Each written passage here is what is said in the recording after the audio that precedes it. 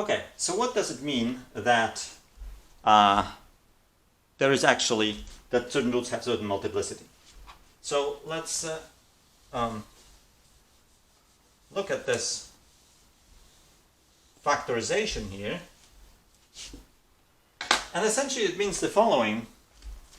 If all of these roots are distinct, then I will say that each of them has multiplicity 1. But if two of them are the same and the third one is different, then I would say that the one that is the same has multiplicity 2 and the third one has multiplicity 1. And if all of them are the same number, I'll just say that the cubic has just one root with multiplicity 3. Right, so let's just write this down. So if alpha is not equal to beta, is not equal to gamma, and is not equal to alpha, then we say each root, then we say alpha, beta, and gamma are roots with multiplicity 1.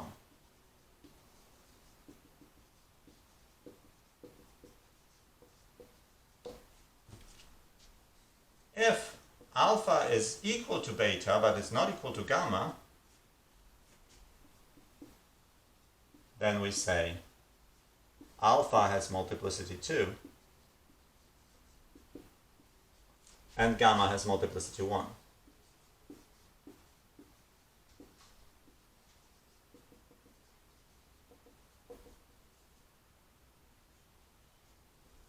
Well, in that case, we can write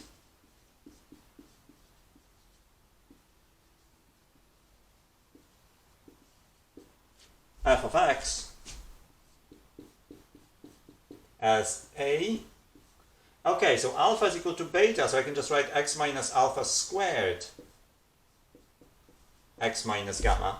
So here, right here, you see the multiplicity. Okay, and I could just write this 1 here. So these are the multiplicities. And finally, if all the roots are the same,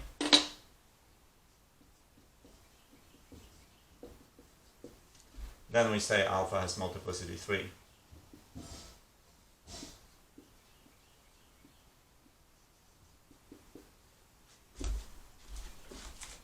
Then we can write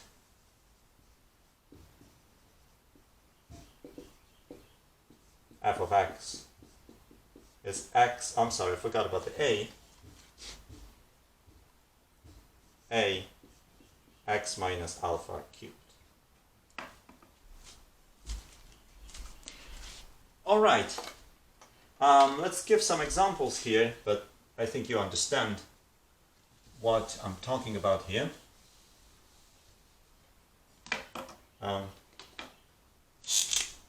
So example,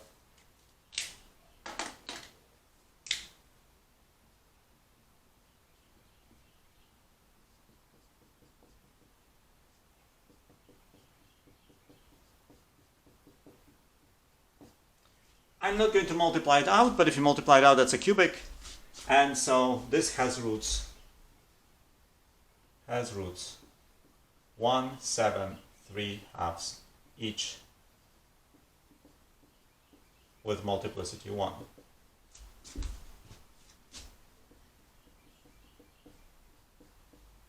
X minus 4, x minus 3, x minus 4. Well, you see I can rewrite it as x minus 4 squared x minus 3. So this has roots 4 with multiplicity 2 and 3 with multiplicity 1. And so on. Right? So of course if it was multiplicity 3, then I can just write it as a times x minus just one number. Here a is 1 in both of these cases.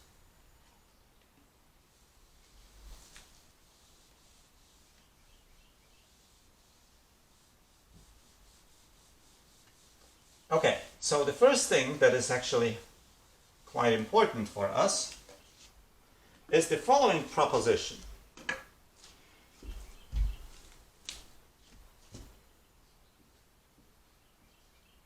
proposition. We still haven't gotten to this picture, right? That's still out there for us. But let's first establish some properties of cubic polynomials that actually will be important to us. So let f of x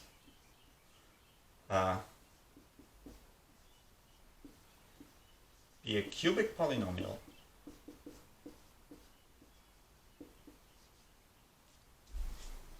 with real coefficients.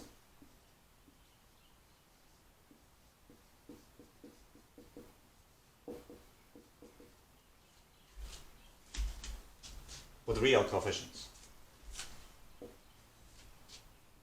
If f has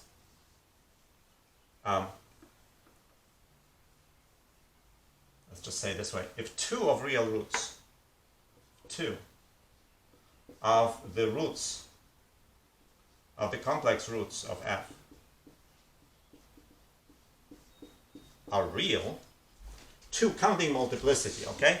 If two counting multiplicity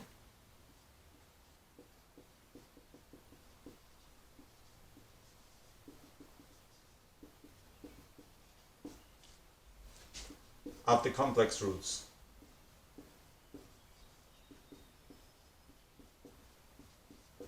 of f are real, then its third complex root is also real.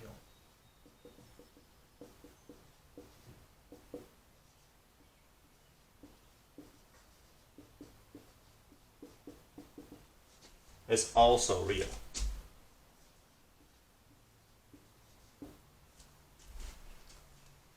Before we prove this proposition, let's make sure that we understand. So, example.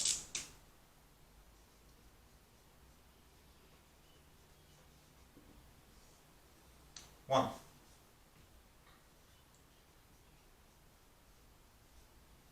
Suppose you know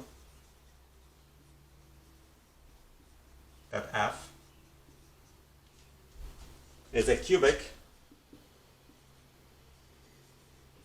polynomial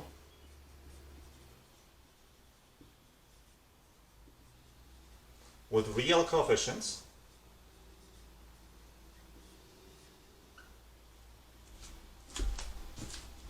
that has 7 and -1 as roots.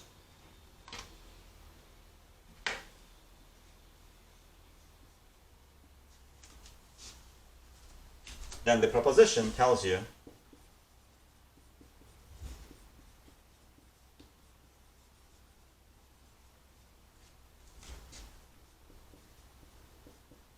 that f has 3 real roots.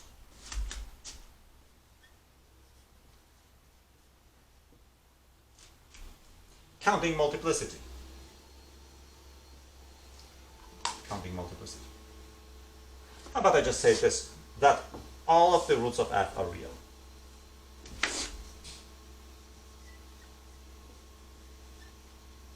All of the roots of f are real. I know by the fundamental theorem of algebra that f has 3 complex roots counting multiplicity. And here 2 of them I know, it's 7 and -1. Somebody told me that. So I know it has 3 complex roots, so now I know the third complex root is also a real number by the proposition. It might be 7 again, or it might be -1, I don't know, it might be one of those. Or it might be another number. But the proposition tells me that the third one is certainly not a non-real number, it is also a real number. Let's do another example.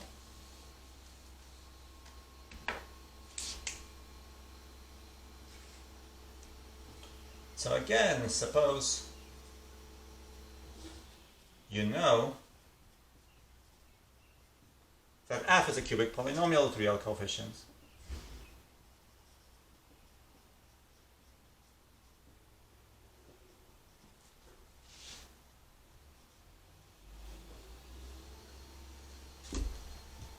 That has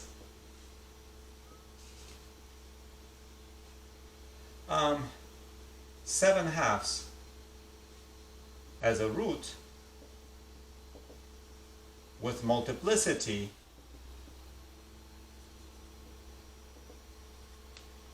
two, then the proposition tells you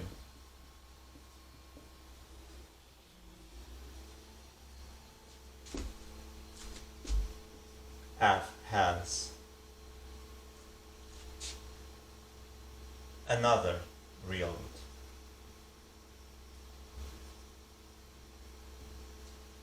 Right? It must have three complex roots, and one of them is 7/2, but its multiplicity is 2, so it counts as two real roots.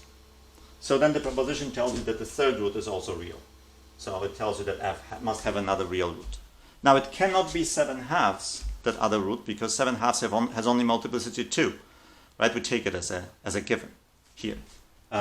So that means there has to be yet another root. Just to give you a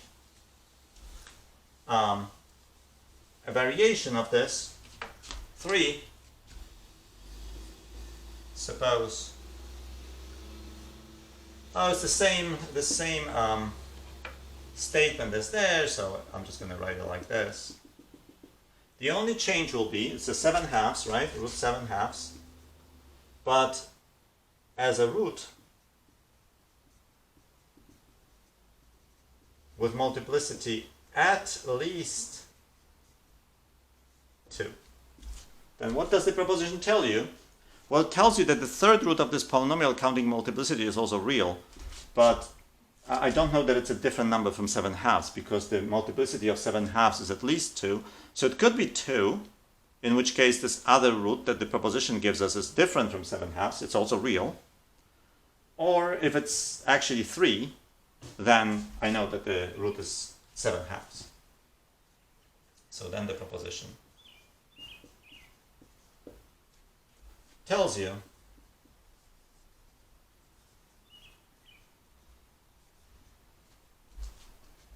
that f has well,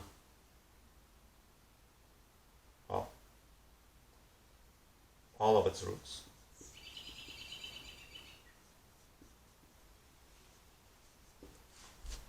Real, which means the third root is either 7/2 or it's another real number. All right, with all this, let's prove this proposition. The proof is actually not difficult, and it's based on a really, really nice principle. So it's actually kind of good for us to see this principle in action. So proof of the proposition. So the proof is based on the following.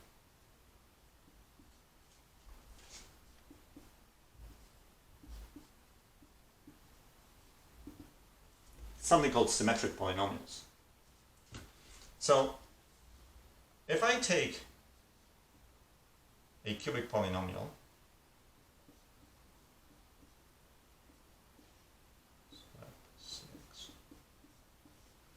plus d, and I write it as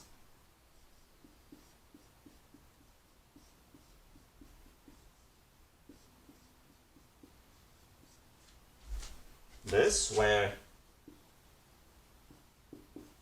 alpha, beta, gamma are complex roots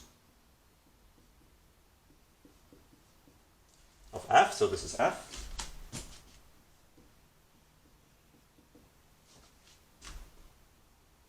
Then let's multiply this side out and compare the coefficients. Then the right-hand side, RHS stands for the right-hand side, is equal to, let's multiply it out.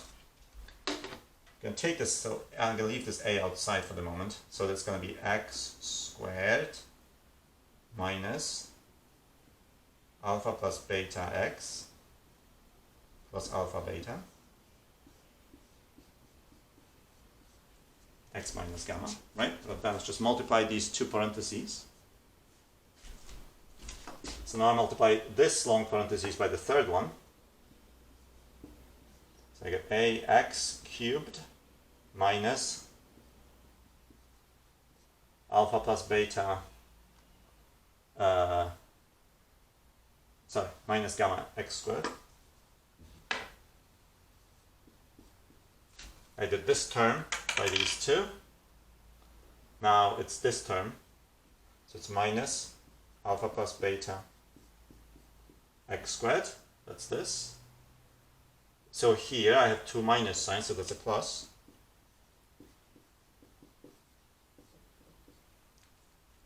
Now these two. And finally, the last one. Okay, so that's all multiplied by a. So let's now collect some like terms. So that is a x cubed. What are the x squared terms? Here and here, right? If I take out the x squared, I get minus alpha plus beta plus gamma x squared. This is actually all I really care about, but just to, for you to see this nice symmetry, let's finish this calculation here. So now let's get the x terms. Oh, so it's this and that. So if I multiply this out, right, if I multiply this out, I get alpha gamma plus beta gamma. For some reason I put the gamma at the end. So it's gamma alpha, gamma beta, and then there's here alpha beta. So it's like all the possible combinations of products of these roots. So it's a plus now. It's alpha beta plus alpha gamma plus beta gamma x, and just that constant. So it's minus alpha beta gamma. All right, what do I do now? I compare this polynomial with that polynomial. They are the same polynomials.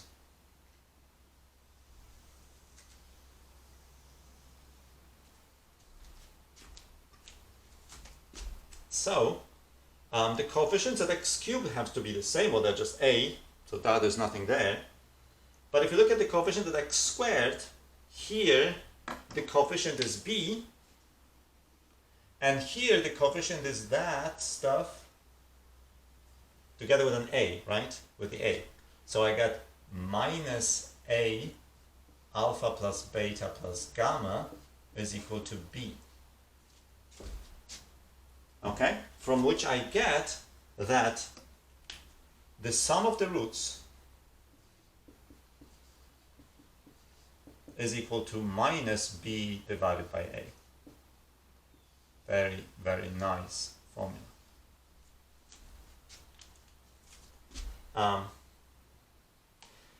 Let's just, for completeness, let's do the other ones. So this here, right? That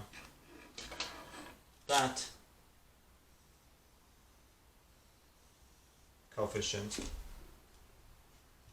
is that coefficient, except there's an extra a in front. So again, a alpha beta plus alpha gamma plus beta gamma is equal to c, from which we get another formula that if I sum all the products of roots, I get c over a, this time positive c over a. Okay, and the last comparison to make is this one. So this, together with the minus sign, gives me that d, except there's an a to correct for. So I get a minus a alpha beta gamma is equal to d. So I get the formula that the product of the roots is minus d over a. Okay, these are sort of very, very nice formulas. So with this we can now prove the proposition. But before I do that, let me give you an example of how these formulas can be used.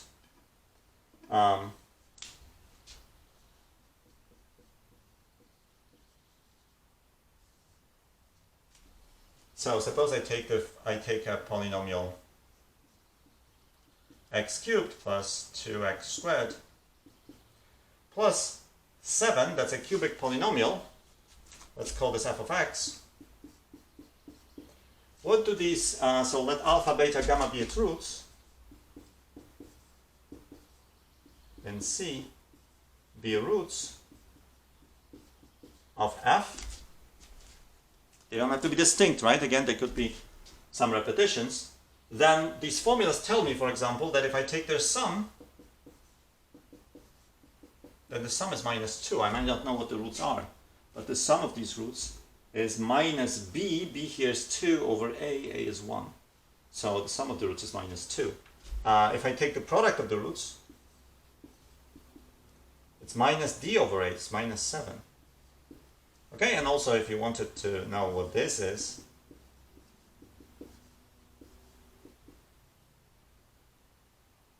so this gives you the coefficient c at x was 0.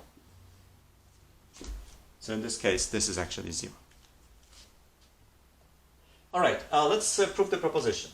I mean, it looks like maybe not so useful, right? I mean, so who cares about the sum of the roots or the product? Turns out actually quite useful. So let's prove the proposition, or let's finish the proof of the proposition. So back to the proof of proposition.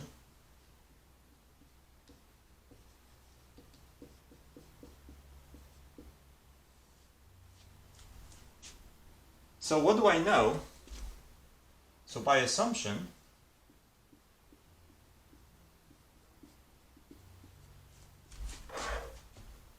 A, B, C, and D, which are the coefficients of this polynomial, are real numbers. Right? It was a cubic polynomial with real coefficients. And two roots counting multiplicity are real.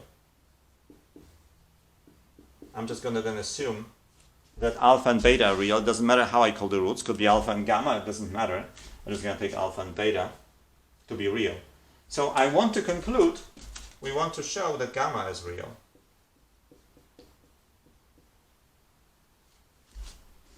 That this implies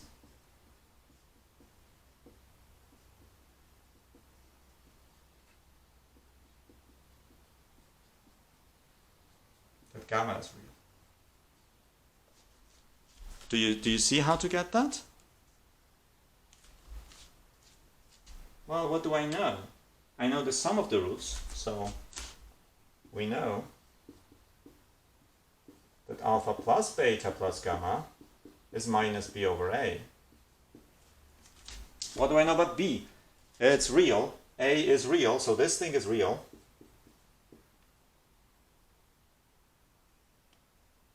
And so I want to know about gamma. So gamma is minus b over a minus beta minus gamma. This is real, right? Then we just said that this minus b over a is real. So is beta, sorry, not minus beta minus alpha. Minus alpha. Not a nice alpha. Better alpha. The alpha is real as well. So I have a real number minus a real number minus a real number, so gamma is real.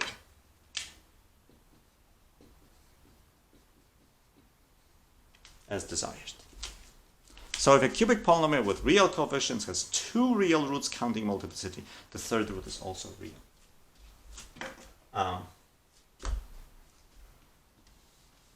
I want to give you now an exercise to do. Very similar statement, kind of important for us as well. So here is the exercise.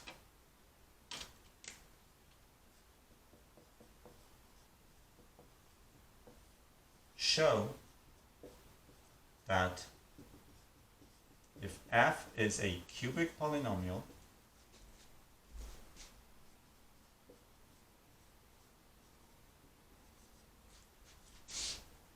with rational coefficients, so a, b, c, d are rational,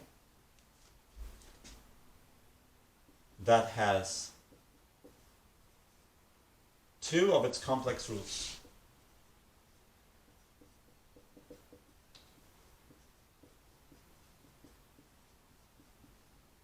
counting multiplicity,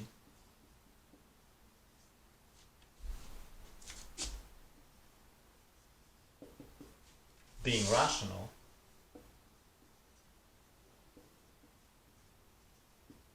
then its third complex root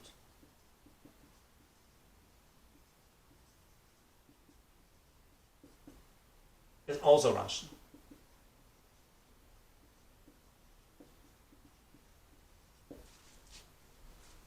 So in other words, I'm asking you to reprove this proposition for a polynomial with rational coefficients and rational roots. Okay, in the next part, now knowing this, we want to now learn how to recognize the multiplicity of a root from the graph of the polynomial.